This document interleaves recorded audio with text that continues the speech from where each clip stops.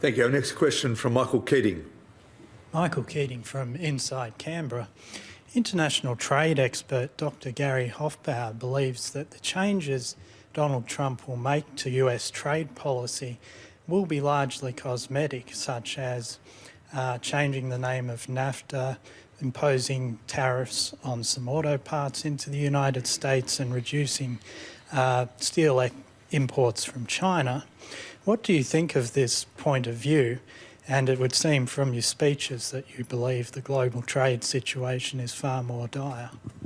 Yes, would you like to kick off? Yeah, thanks, Steve. Thanks, Michael. I think given the President's propensity to upend things, to say that what has gone before hasn't worked and hasn't been in America's interests, and the pressure he has on him from his domestic constituency, particularly that industrial north, he will have to act quickly or he will disappoint them very quickly. Now, he made a series of promises during the primaries and during the election campaign around rewriting global trade rules. He did rip up the TPP, which was probably a trade deal in America's interests, as I laid out. It may not have worked as well for all the other 11 participants, but it would have certainly worked well, but it became symbolic, a totemic issue for him.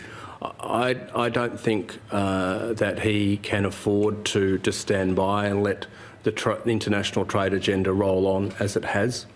He needs to make some clear and measurable moves that impact on the United States and are seen to, if not do, bring back jobs to the United States, and that will be his objective. Now, the question, there's absolutely no reason to think at all that Australia would be directly caught up in that.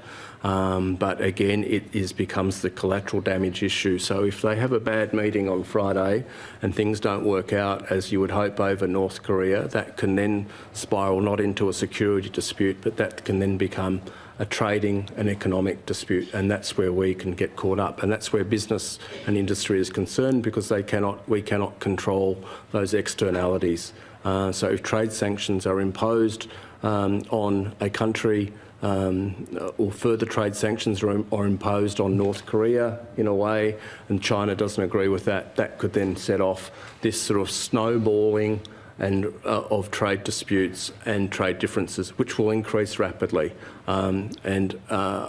Given that his whole focus is around rebuilding the American manufacturing sector, and an American business leader put it to me, if you're in the high-tech sector, bad luck, he's not interested in you. He's actually interested in manufacturing and getting blue-collar jobs back.